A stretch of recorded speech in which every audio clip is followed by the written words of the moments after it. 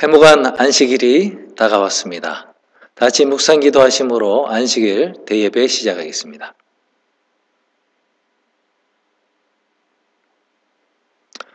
다 같이 시작하는 첫 찬미 15장 거룩 거룩 거룩 찬미 부르시겠습니다. 찬미 후에 이태원 장로님께서 기도 인도해 주시겠습니다.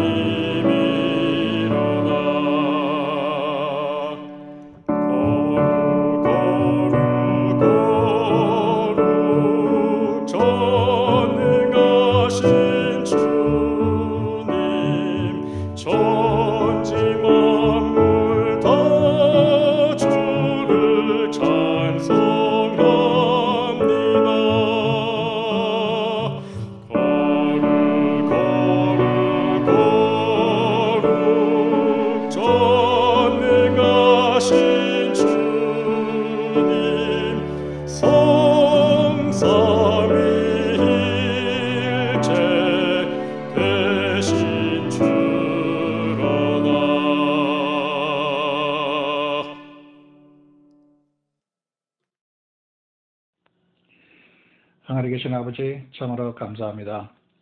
한 주간도 주님의 은혜 가운데 살게 하시고 거룩한 안식일 영상 예배로 각 가정과 처소에서 주님 앞에 모여 예배하게 하시니 감사합니다. 소망의 하나님, 코로나19로 인하여 모두가 힘든 시기를 보내고 있습니다. 어느 누구도 경험해 보지 못한 일들을 지금 이 시간 겪고 있습니다. 코로나19가 장기화되면서 많은 백성들의 일터가 무너지고 경제적 위기에 빠져 신음하고 있습니다.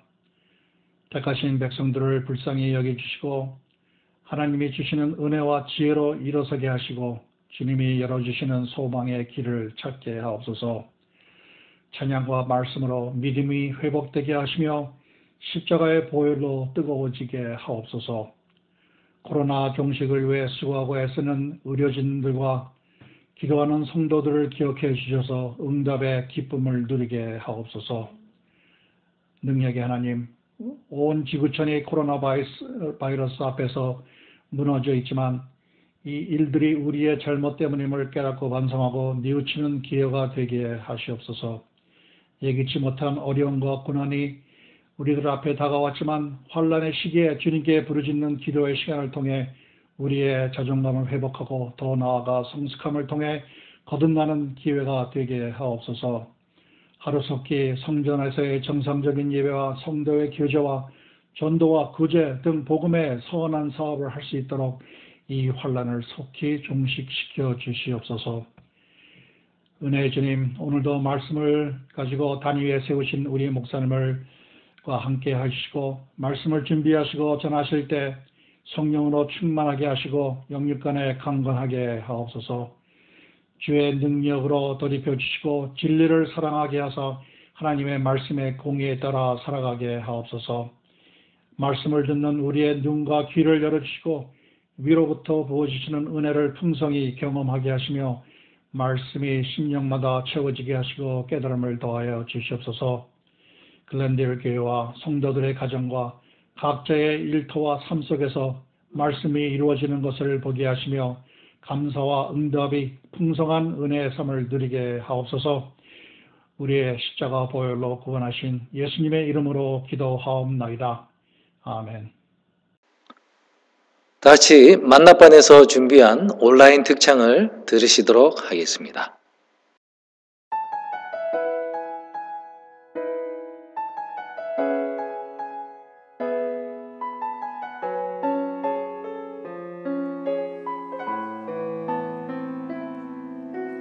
이 세상을 살아가는 동안에 나의 힘을 의지할 수 없으니 기도하고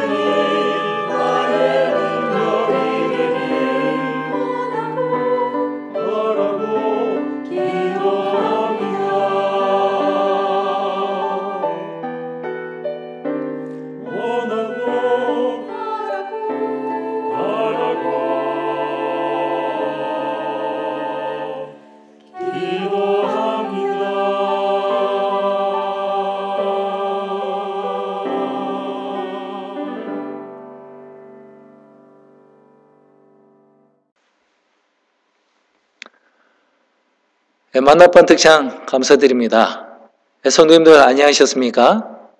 지난 1월 달에 전도회로 2주를 제가시고 이렇게 만나니까 굉장히 오랜 기간 못 뵀던 것 같습니다. 오늘 저는 마태복음 15장에 등장하는 수로보니게 여인의 믿음에 관한 본문을 기초로 노라고 쓰고 예스라 읽는다라는 제목으로 하나님의 은혜를 함께 나누고 싶습니다.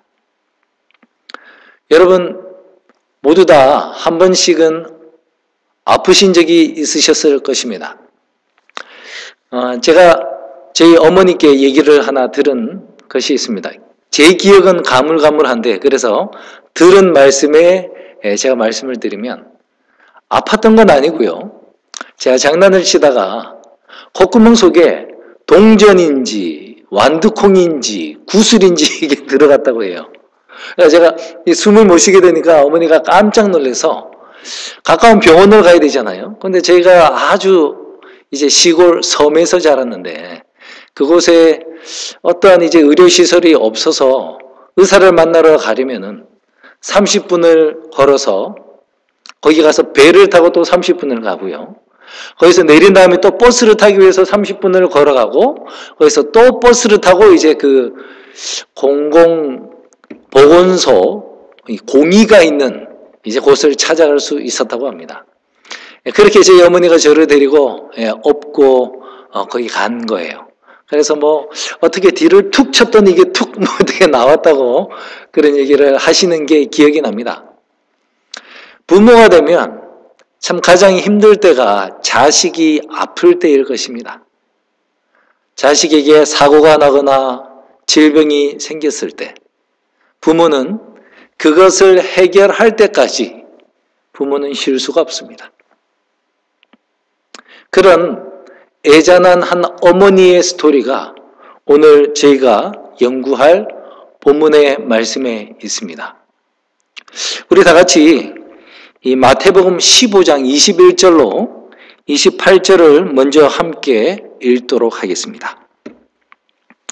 마태복음 15장 21절 예수께서 거기서 나가사 두로와 시돈 지방으로 들어가시니 가나안 여자 하나가 그 주경에서 나와서 소리질러 가로되 주 다윗의 자손이여 나를 불쌍히 여기소서 내 딸이 흉악히 귀신 들렸나이다 하되 예수는 한 말씀도 대답지 아니하시니 제자들이 와서 청하여 말하되 그 여자가 우리 뒤에서 소리를 지르오니 보내소서. 예수께서 대답하여 가르사대 나는 이스라엘 집에 잃어버린 양 외에는 다른 데로 보내심을 받지 아니하였노라 하신대 여자가 와서 예수께 절하며 가로되 주여 저를 도우소서. 대답하여 가르사대 자녀의 떡을 취하여 개들에게 던짐이 마땅치 아니하니라. 여자가 가로되 주여 옳소이다마는 개들도 제 주인의 상에서 떨어지는 부스러기를 먹나이다 하니 이에 예수께서 대답하여 가르사대 여자야 내 믿음이 크도다 내 소원대로 되리라 하시니 그 시로부터 그의 딸이 나으니라. 예수님께서 두로와 시돈 지역으로 지금 가셨다고 얘기를 하고 있습니다. 두로와 시돈은 갈릴리 북쪽에 있는 해안가 도시고 지금은 말하면 레바논 땅 정도 되는 것입니다. 과거로부터 그 해안 도시들은 해안 도시이기 때문에 농업에 종사를 할 수 없었고요. 산지가 많은 곳이어서 백향목이 유명했죠. 백향목을 가지고 좋은 배를 만들어서 지중해 인근의 무역으로 그들은 살아가기 시작했습니다. 지중해 맨 오른쪽에 위치한 이 두로와 시돈에서 지중해 맨 끝에 있는 스페인까지 그들의 전부 다가 활동 무대였어요. 북아프리카의 주요한 도시들과 유럽의 도시들 그리고 여러분 요나가 니느웨를 가라고 했을 때 그것을 피하여 다시스로 도망하는 배를 탔다 그랬죠. 그 다시스가 바로 두로의 식민 도시였습니다. 그렇게 광대한 곳을 이 두로와 시돈이 무역을 통해서 그 당시에 지중해 패권을 장악하고 있던 나라였습니다. 그러니 여러분, 얼마나 많은 부를 그들이 누렸겠습니까? 특별히 두로 지역에 이 뿔고동이 있는데, 뿔고동에서 당시 왕들과 귀족들, 부자들이 입는 자색 물감을 염료로 추출하였다고 합니다. 그러니까 그 가격이 또 굉장히 비싸겠죠. 그리고 그 해안가에 이제 모래사장에 널브러져 있는 규사에서 유리를 이렇게 뽑아서 유리 제품을 만들어서도 또 팔았다고 합니다. 그러니까 정말 그 부가 우리가 상상하지 못할 정도로 굉장한 부를 누리는 그런 해안 도시 국가들이었습니다. 근데 여러분, 부가 이렇게 많아지다 보면 우리가 이렇게 상대적으로 볼 때 굉장히 도덕적으로는 타락하는 것을 우리가 볼 수 있는데요. 특별히 우리가 그 구약 시대에 이세벨이라는 왕비를 통해서 바알과 아세라 예배에 대해서 우리가 전해 듣게 되었는데, 그 이세벨이 시집을 왔는데 그녀의 원래 고향이 시돈 땅이었습니다. 즉, 이 두로와 시돈 땅, 흔히 말하는 이제 페니키아 이쪽 지역에는 정말 고대 가나안들이 갖고 있던 그 바알과 아세라 예배의 중심지였어요. 두로와 시돈 지역의 좀 북쪽으로 가보시면 지금 말로는 라스 샴나라는 도시가 있는데요. 그곳에서 사람들이 커다란 유적지를 발견하게 되었습니다.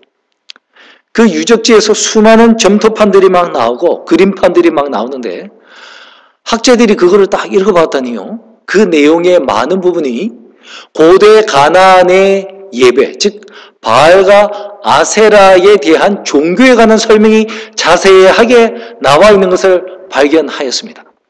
여러분이 구약 성경을 보시면 구약에 이제 하나님의 백성들이 안타깝게 그 사람들의 바알 신 숭배를 이제 받아와서 수풀에 산당을 만들고 수풀에서 바알을 음란하듯 섬기니라라는 표현이 자주 등장을 하는 것을 아실 수 있어요.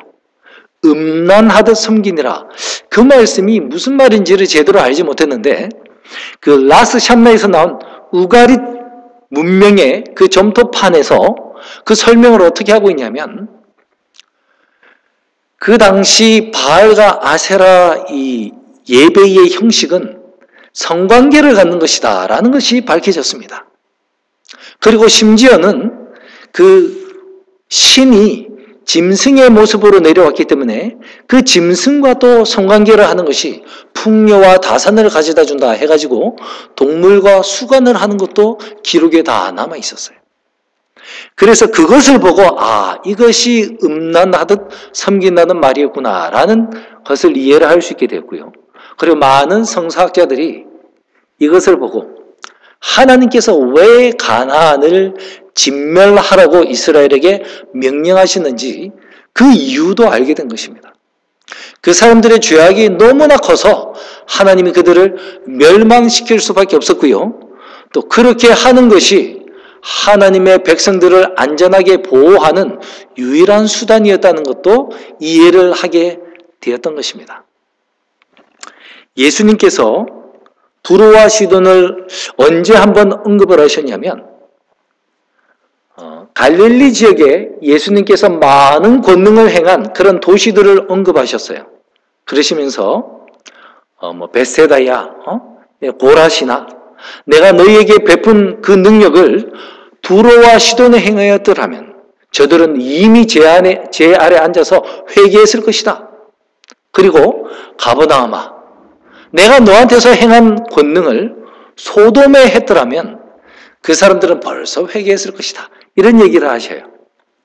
그러면서 그 당시 사람들이 생각할 때 가장 죄악스러운 곳에 내가 이 권능을 행했더라면 이라면서 이제 비교를 하시는 건데, 여러분 소돔이 어떤 곳인지 잘 아시지 않습니까?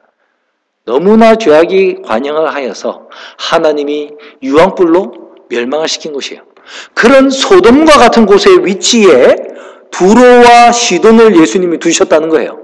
그만큼 두로와 시돈이 당대 정말 죄악이 관영한 곳, 정말 흑암이 가득한 그런 곳으로 알려진 곳이라는 것을 우리가 알 수 있습니다. 바로 이런 곳에 예수님이 오신 거예요. 예수님이 이런 죄악적인 도시에 왜 오셨을까요? 우리가 나중에 이제 읽어보면 아시겠지만 예수님께서는 제자들에게 물론 이제 지난번에 제대로 쉬지 못한 휴식의 시간을 갖는 그런 목적도 있었을 것입니다. 하지만 더 중요한 것은 제자들이 아직도 깨우치지 못하고 있는 그 유대인의 선민사상, 그리고 그 선민사상으로 말미암아 다른 이방인들에게는 하나님의 축복이 전해질 수 없다라고 하는 이방인들에 대한 편견의 장벽을 무너뜨리고자 제자들을 이곳에 데리고 오신 것입니다. 그곳에서 한 귀신 들린 가난 여인을 만나게 되신 것입니다. 저는 이 여인이 도대체 어떻게 예수님을 알고 왔을까? 그게 참으로 신기합니다. 그 지방에 사는 유대인들이 찾아왔다면 make sense 하겠지만 그곳에 사는 두로와 시돈에 사는 가나안 여인이 예수님을 찾아왔다. 어떻게 알고 찾아왔을까요? 여러분 사도 바울이 1차, 2차 전도 여행을 다닐 때 보통 유럽에 있는 아시아에 있는 큰 도시들을 중심으로 전도 여행을 다녔습니다. 근데 거기 보시면은 기록에 의하면 빌립보를 제외하고는 거의 모든 도시에 유대인의 회당이 있었지 않았습니까? 그 말은 그 모든 도시에 유대인들 커뮤니티가 형성되어서 많은 유대인이 살고 있다는 증거인 것이지요. 유대인들은 과거부터 핍박을 피해서 전쟁을 피해서 또 돈을 벌기 위해서 많은 나라에 흩어져 있었고 그 사람들을 우리가 디아스포라 유대인이라 부릅니다. 지리적으로 가까운 두로와 시돈에도 많은 유대인이 살았을 것이 분명합니다. 누가복음 6장 17절을 보시면 예수님께서 이제 평지에 딱 내려오셨을 때 유대에서 많은 사람들과 또 심지어 저 위에 두로와 시돈 해안 지방에 있는 많은 사람들이 예수님의 권능을 듣고 만나러 고침을 받으러 예수님께 나아왔다라는 기록이 있어요. 그래서 두로와 시돈에 있는 많은 유대인들도 이미 예수님에 관한 소식이 많이 퍼졌고 실제로 예수님을 만나본 사람, 예수님께 병고침을 받은 사람들도 있었을 것입니다. 그 사람들에게 있어서는 대화의 많은 주제가 아마 예수님이었을 것입니다. 그리고 이 여인은 어떻게 하다가 그 이야기를 들었던 것이겠죠. 여러분의 자녀가 만약에 우리가 조선시대에 살았더라면 우리는 남들이 다 하는 대로 했을 거예요. 어떻게 했겠습니까? 종교 지도자를 찾아갔겠죠. 스님을 찾아갔을 것이고요. 또는 무당을 찾아갔을 것입니다. 그럼 당연히 무당은 뭘 하라고 했겠어요? 구태해야 된다 해가지고 막 이렇게 하면서 굿을 했을 거예요. 여러분 근데 그렇게 한다고 귀신이 나가겠습니까? 이 여인은 바알과 아세라 선지자들을 찾아갔을 거예요. 그리고 그들은 바알신 앞에서 막 이렇게 의식을 하면서 귀신을 쫓아내달라고 기도를 했을 것입니다. 그런데 결과가 어떻게 되었을까요? 귀신을 쫓아내지 못했을 것입니다. 그러니 예수님을 찾아왔지요.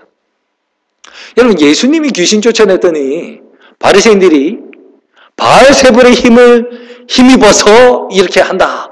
이렇게 주장을 한 적이 있었습니다. 그때 예수님이 하신 말씀 기억나십니까? 야, 귀신이 귀신을 쫓아내면 그 귀신의 나라가 어떻게 서겠느냐? 자기들끼리 서로 싸우면 귀신의 나라가 서겠느냐? 과연 그 일을 귀신이 하겠느냐? 귀신과 귀신은 같은 편인데 어느 귀신이 이 안에 있는 귀신을 쫓아낸다? 말이 안 되죠. 바알과 이 귀신은 이름만 틀릴 뿐이지 모두 다 사탄의 그 천사들이잖아요. 근데 서로 쫓아내겠습니까? 불가능한 일입니다. 그래서 이 어머니는 아마 이때쯤에 벌써 바알과 아세라는 아무런 능력이 없는 신인 것 같다라는 것을 깨달았을 거예요. 그렇죠? 그래서 그녀의 마지막 희망은 유대인들에게 전해들은 예수님밖에 없었어요. 이야, 우리 바알신은 이 귀신 하나 쫓아내지 못하는데 예수는 보니까 문둥병자, 소경, 벙어리, 절름발이 다 고쳐주셨다는 거예요. 야, 내가 볼 때는 너희들의 신이 진짜 신인 것 같다 라고 예수님을 만나보기를 고대했었는데 예수님이 마침 우리 동네에 온 것입니다. 그래서 예수님 찾아온 거예요. 그런데 이 여인이 예수님께 한 칭호가 있습니다. 예수님을 불렀던 말이 있는데 뭐라고 나옵니까? 주 다윗의 자손이여, 이렇게 얘기를 하고 있습니다. 또 뒤에 가면 주여라고 부르짖습니다. 주라는 말은 당시에 왕이나 귀족들 또 주인에게 쓰는 그런 말이었습니다. 그래서 주여라는 말은 흔한 말이었어요. 다른 사복음서에서도 예수님께 병고침을 받고자 하는 많은 사람들이 예수님께 와서 다 주여라는 칭호를 했습니다. 그래서 주여라는 말은 그냥 흔한 말이에요. 그런데 다윗의 자손이여라는 말은 흔한 말이 아니에요.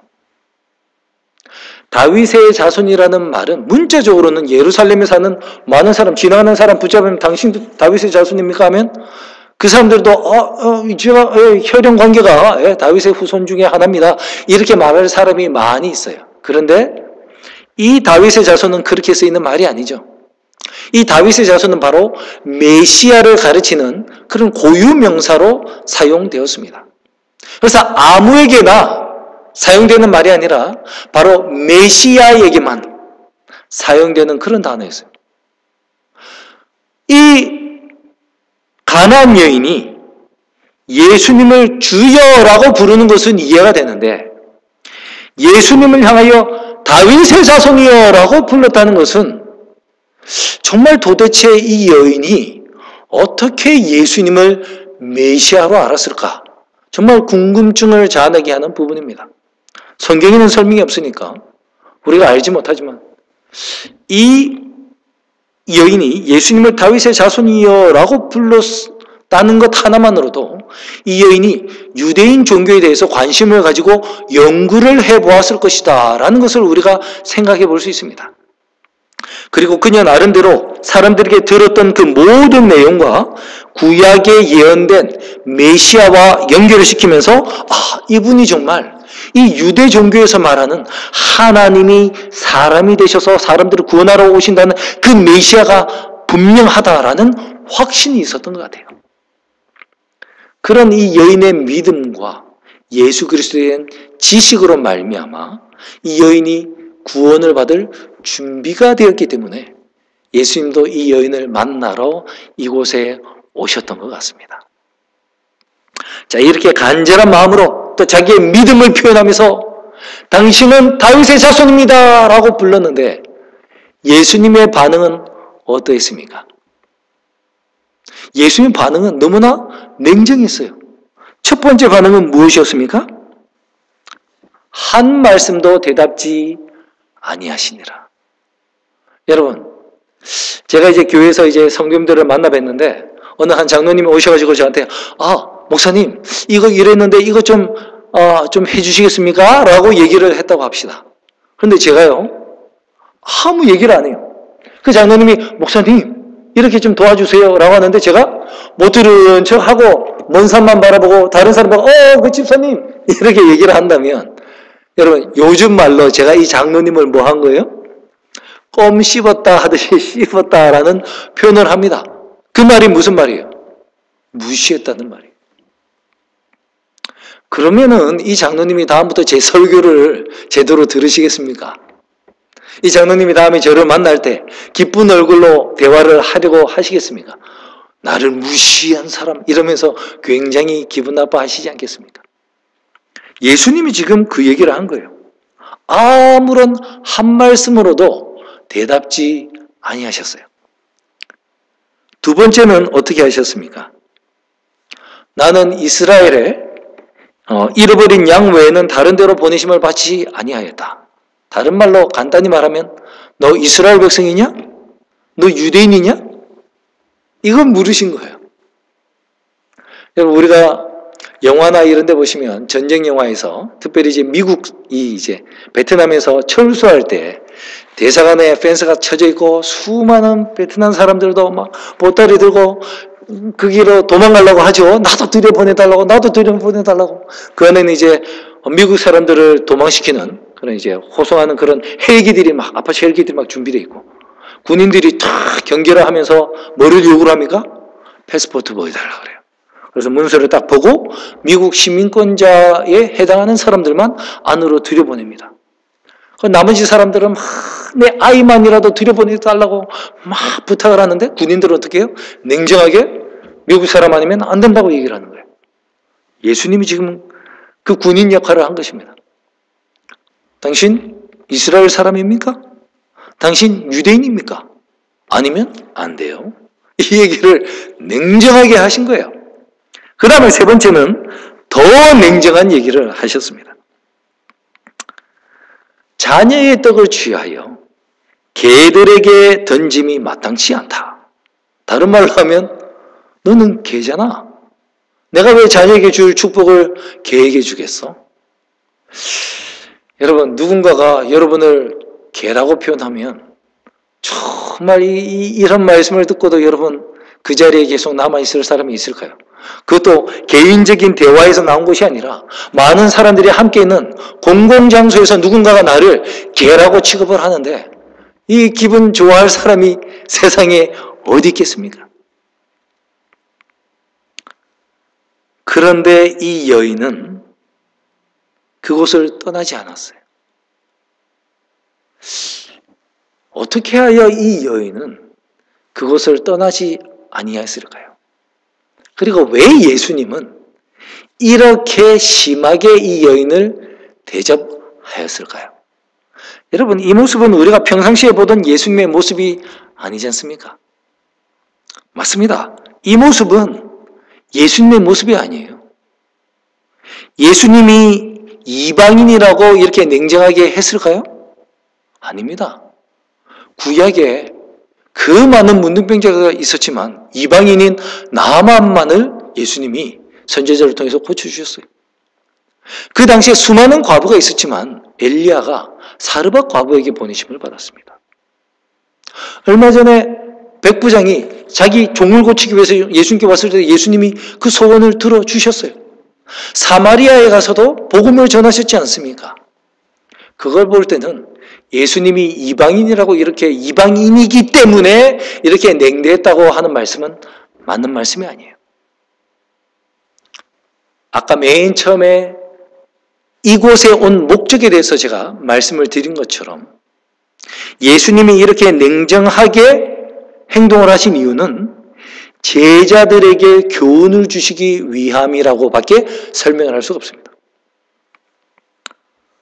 예수님은 지금 전적으로 전형적인 유대인의 옷을 입으시고 유대인의 대사로 지금 연극을 하고 계시는 거예요. 자, 여러분, 첫 번째 예수님의 반응이 대답을 하지 않았다라고 나왔잖아요. 그죠? 예수님께서 사마리아의 수가의 우물가에 가서 사마리아의 여인을 만나자 예수님께서 물을 좀 달라라고 했더니 그 여인의 반응이 무엇이었습니까? 당신은 유대인으로서 어찌 나에게 물을 달라 하십니까? 그러자 요한이 가로를 치고 이는 유대인이 사마리아 사람과 상종치 아니함이라 이렇게 나와요. 즉 유대인들은 이방인을 만나면요 말을 하지 않습니다. 이방인과 말을 섞지를 않아요. 이게 당연한 거예요. 그래서 예수님이 여인이 따라올 때 한 말씀도 대답지 아니하였다라는 것은 전형적인 유대인의 입장을 취한 거예요. 말을 섞지 않는 것입니다. 그다음 두 번째는 이스라엘의 잃어버린 양 외에는 보내심을 받지 않았다. 또 유대인 아니잖아. 이 당연한 표현이에요. 당신은 유대인이 아니잖아. 세 번째는 뭐예요? 당신은 개잖아. 여러분, 유대인들은요 정말 이방인들은 하나님의 도에 대해서, 하나님의 율법에 대해서, 하나님의 진리에 대해서 깨달을 수도 그거를 지킬 수도 없는 개만도 못한 존재들이다 라고 얘기를 했습니다. 문자적으로 이스라엘 백성들은 이방인들을 개만도 못하다고 표현을 하고 있었단 말이에요. 그래서 예수님이 개라고 했을 때 예수님이 없는 단어를 비하하기 위해서 만든 게 아니라 전형적인 유대인들이 자주 쓰는 용어로 당신은 개인데 이렇게 표현을 한 거예요. 전적으로 예수님은 유대인의 옷을 입고 유대인처럼 지금 연극을 하고 계시는 것입니다. 유대인들은 3이라는 숫자를 굉장히 완전수라고 얘기합니다. 그래서 예수님이 첫 번째, 두 번째, 세 번 거절, 노라고 하시면서 완전히 이 거절을 하는 모습을 보여주시는 거예요. 그런 이후에 이 어색한 유대인의 옷을 벗으시고 마지막에 다시 예수님 본연의 모습으로 오셔서 그 여인의 소원을 들어주심으로 그것을 바라보는 제자들이 우리가 이렇게 이방인들을 대하고 있고 하나님은 이렇게 대하는구나 하면서 자신들의 모습을 보고 깨우칠 수 있도록 예수님이 지금 연극을 하고 계시는 거예요. 근데 여러분, 아무리 연극을 한다 그래도 No, 안 돼, 넌 자격이 없어, 너는 개야. 이런 얘기를 3번이나 연속으로 들으면 아무리 그게 모성애가 강하다 할지라도 그것만으로는 거기에 계속 남아있는 것이 보통 일이 아니었을 거예요. 그런데 도대체 어떻게 그녀는 3번이나 노라는 음성을 들었는데도 계속 거기에 남아서 축복을 간구할 수 있었던가? 그게 바로 제가 오늘 설교 제목에 붙인 노라고 적혀져 있지만 그녀는 예스라고 읽었기 때문이라는 것입니다. 여러분, 우리는 이 성경 말씀, 이 문자를 볼 때 이거는 2D죠. 가로, 세로로 적혀 있는 2D로 되어 있는 거예요. 여기에는 그 어떤 감정, 눈빛, 억양, 손짓 아무것도 없어요. 단지 글자만 있어요. 그래서 이것을 읽으면서 그 상황을 이제 구성하는 것, 이것을 4D로 이해하는 것은 우리의 경험과 선입견과 또 성령의 이 감화감동하심으로서밖에 이게 해석할 수가 없는 것입니다. 자, 예를 한번 들어보겠습니다. 여기 이런 이제 문자가 있다, 그 글이 있다고 한번 생각을 해봐요. 어린 손주가 말을 안 들어서 할아버지가 혼을 냈다. 자, 어린 손주가 말을 안 들어서 할아버지 할머니가 혼을 냈다. 여러분, 이 글을 읽으셨어요? 그럼 여러분 머릿속에는 어떤 모습이 떠오르십니까?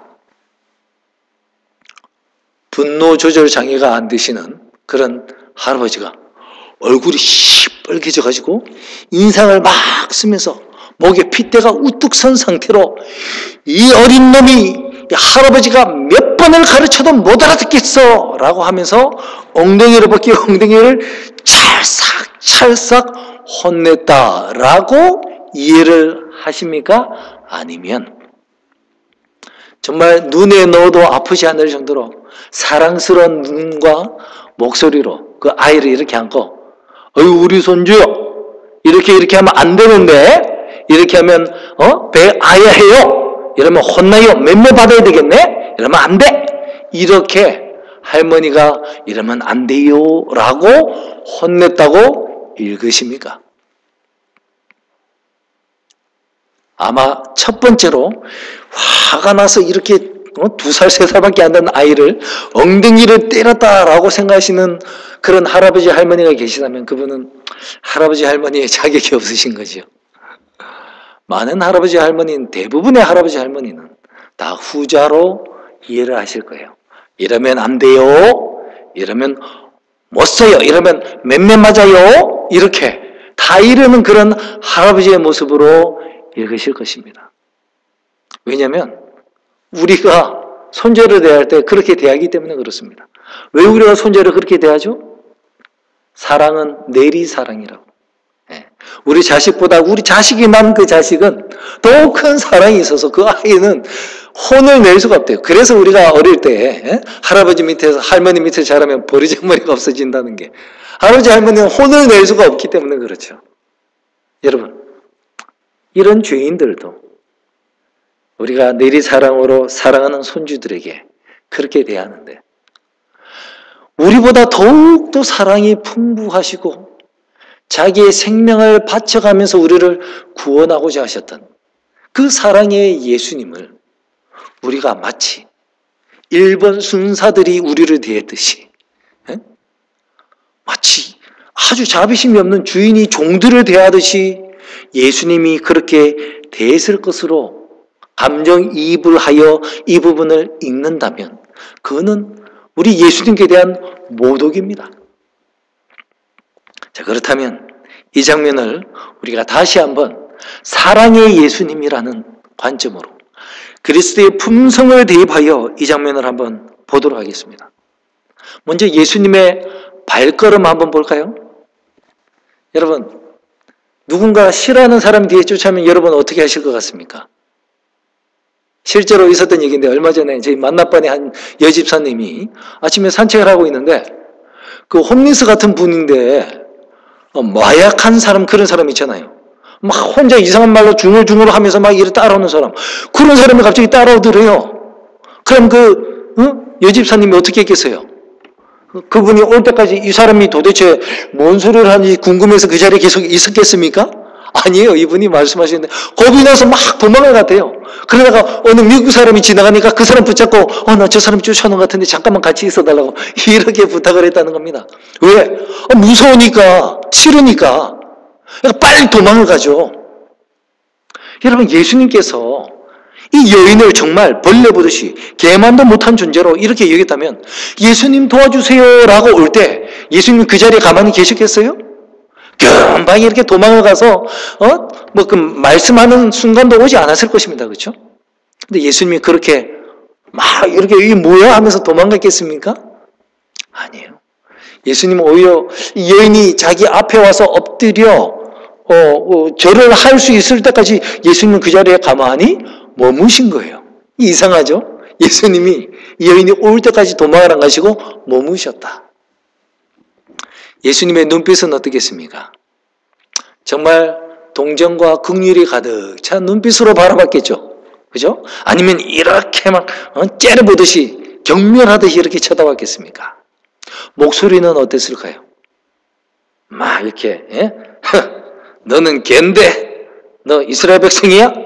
이런 식으로 얘기를 했겠습니까?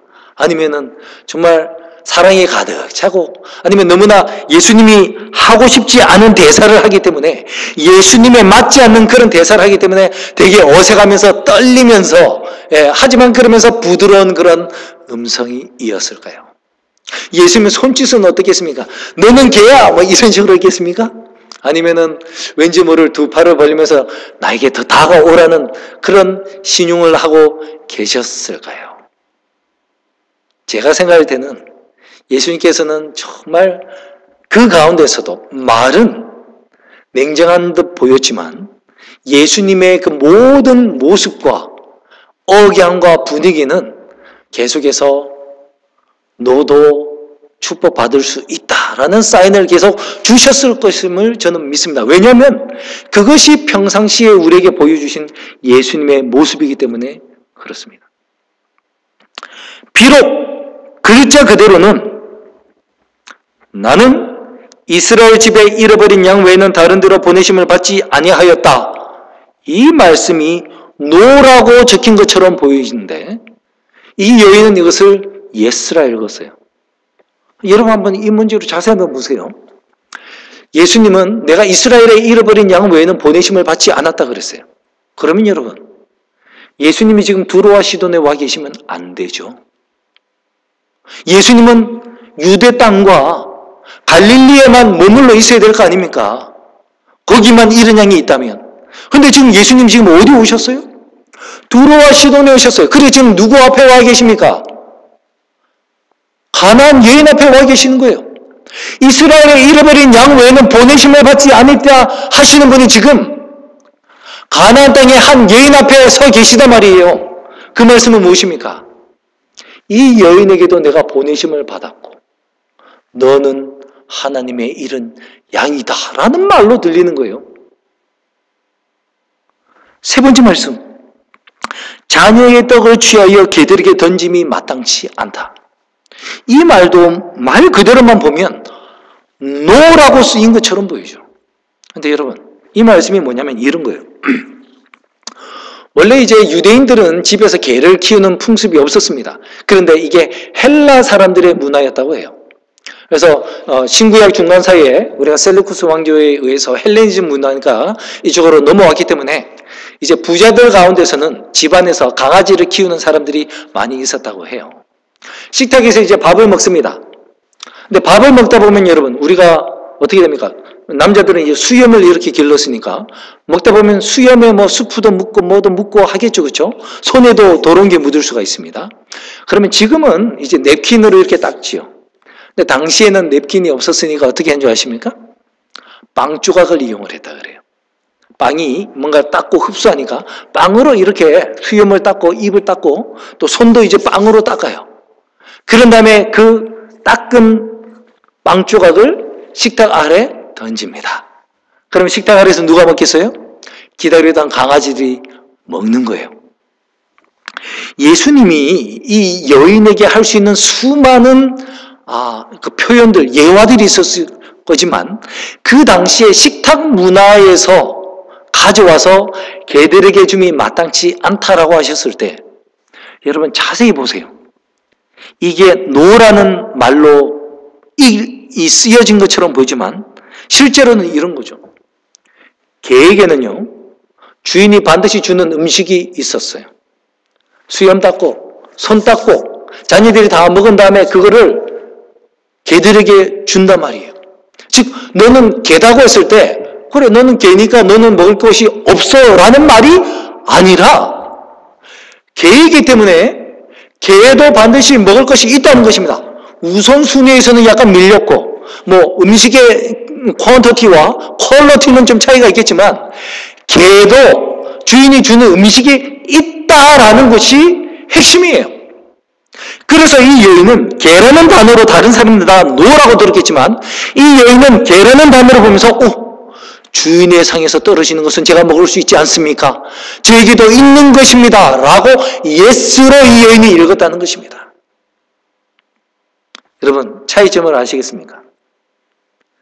우리는 그냥 2D로 이것도 노라고 한 것 같고 대답지 아니겠습니까? 노라고 한 거 아닐까? 어린 양 외에는 보내심을 받지 않았으니 이것도 노라고 한 것 같네.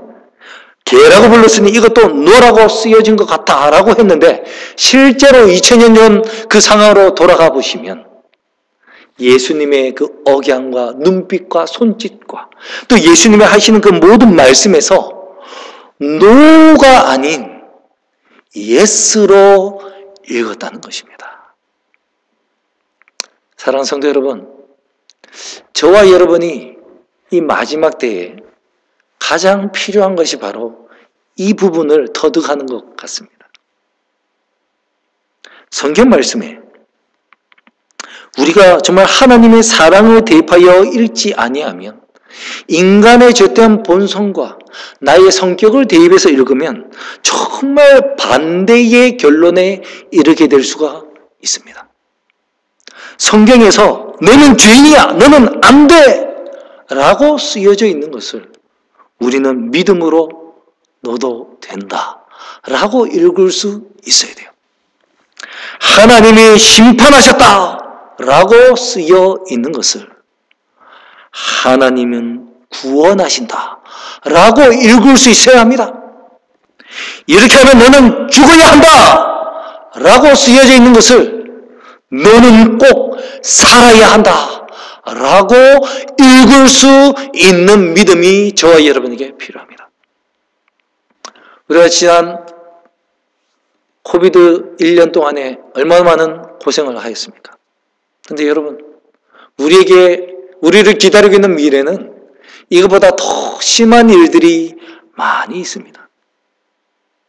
경제적으로, 사회적으로, 도덕적으로, 정치적으로 모든 것이 다 망가질 것입니다. 더 이상은 하나님의 백성들도 경제적으로 안녕치 못할 때가 올 것이고요. 어떤 때는 우리 가족들 가운데 어떤 사고를 당할 수도 있고 감옥에 갇힐 수도 있고 죽임을 당하는 사람도 있을 것입니다. 질병에 걸리는 사람도 있을 거예요. 모든 상황이 마치 이 여인에게 이르렀던 것처럼 예수님이 우리의 기도를 들어주지 않는 것처럼 무관심한 것처럼 보이는 그런 때가 올 거예요. 모든 내 삶에 일어나는 일들이 마치 너는 안 돼! 이런 식으로 읽혀지는 상황에 처하게 될 수도 있습니다. 그러할 때에 우리는 이 여인과 같은 믿음으로 비록 내 삶에 보여지는 모든 현상들은 너는 안 돼! 노야! 이렇게 읽혀질지라도 나는 너와 함께한다. 너는 내 것이다. 내가 세상 끝날까지 너를 지켜줄 것이다. 내가 속히 오리라. 이렇게 읽을 수 있을 때에만이 우리가 정말 개국 이를 없는 큰 환란이 기다리는 이 미래 마지막 때를 이겨낼 수 있으리라 믿습니다. 사랑하는 성도 여러분, 우리가 여호와를 알되 힘써 여호와를 알자고 말했습니다. 예수 그리스도를 아는 것이 영생이라고 말했습니다. 우리가 우리 성경 말씀을 통하여 또 앞으로 닥치실 우리 삶에 기록될 수많은 기록들에 대하여 비록 그것들은 노라고 쓰여질 때 이 여인의 믿음을 본받아 저와 여러분도 비록 노라고 쓰여졌지만 예스라고 읽음으로 그 믿음으로 이 험한 세상 마지막 때를 승리하면서 이겨내시기를 간절히 소망하면서 오늘 말씀을 마치겠습니다. 감사합니다. 이제 헌금의 시간입니다. 오늘 헌금은 교회 재정을 위한 헌금이 되겠습니다. 많은 헌금 부탁드리겠습니다. 제가 기도하겠습니다. 사랑과 자비가 많으신 아버지 하나님, 저에게 또 지난 한 주 동안 소득을 얻을 수 있는 귀한 축복을 주셨으니 감사를 드립니다. 오늘 드리는 저희들의 헌금이 저희 교회에 잘 쌓여져서 저희 교회가 이제 훗날 오픈하고 할 때에 정말 주님의 귀한 복음의 진리의 등대 역할을 잘 할 수 있도록 사용될 수 있도록 주님 축복 내려 주시옵소서. 계속해서 주의 백성들과 함께 하셔서 재정적으로 어렵지 않도록 도와주셔서 이 마지막 때 정말 하나님께서 우리와 함께 하심을 체험하고 우리의 믿음이 더욱더 성장할 수 있도록 축복 내려 주시옵기를 간절히 바라며 사람 많으신 예수님 이름으로 기도합니다. 아멘. 이제 다 같이 마치는 참이 497장 선한 목자 되신 우리 구주 497장 부르시겠습니다.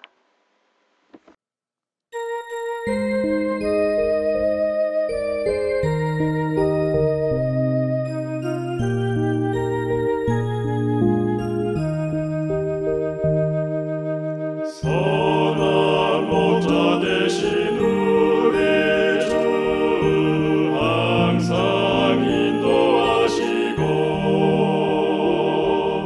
한쪽 동산 좁은 곳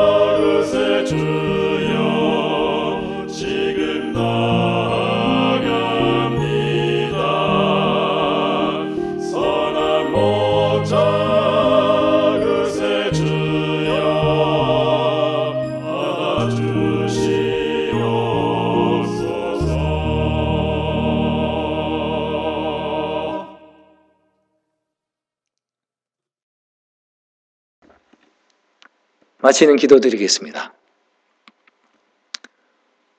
사랑하는 아버지 하나님, 오늘 저희가 한 이방인 여인의 이야기를 통하여 우리가 어떻게 성경을 봐야 할 것이며 우리가 어떻게 우리의 인생을 읽어야 할 것인가에 대해서 귀한 빛을 주셨으니 감사를 드립니다. 지금 저희는 너무나도 자주 하나님이 사랑이심을, 하나님이 우리를 구원하기 위해서 독생자를 아끼지 아니하시고 주셨다는 분임을 우리가 잊고 사는 것 같습니다. 주님, 이제는 다시 한번 우리가 성경을 바라볼 때 성령으로 우리 눈에 안약 발라주셔서 하나님이 보기를 원하시는 대로 성경을 보게 해주시고 그 가운데서 예수님을 만나고 하나님의 사랑을 만날 수 있도록 주님 도와주시고 또 그리하여 우리 삶에서 어떤 때 정말 하나님이 노라고 말씀하시고 아무런 관심이 없는 것 같고 우리를 정죄하는 것 같이 읽히는 그런 때라도 하나님이 여전히 우리를 사랑하시며 끝까지 우리와 함께 하시고 지켜주신다는 그 진리를 읽을 수 있는 그런 때가 속히 올 수 있도록 주님 도와주시옵소서. 지금 세상에 들리는 소식들은 여전히 정말 마지막 때가 가까움을 우리에게 말을 해주고 있습니다. 주님, 이 마지막 때에 우리가 참된 믿음으로 여호와를 진심으로 알아서 비록 노라고 읽혀지는 때라도 예스라고 읽을 수 있는 믿음을 가져서 주님 원하시는 대로 주님의 보호하심을 받으면서 주님 주시는 구원을 모두 다 얻을 수 있는 우리 모든 글랜델 주의 백성들 될 수 있도록 축복 내려 주시옵소서. 예수님 이름으로 감사하며 기도합니다. 아멘. 이것으로 모든 안식일 대배 순서를 마치겠습니다. 모두 해가 맞기까지 행복한 안식일 복 많이 받으시길 바랍니다. 감사합니다. 의미 많고 약한 죄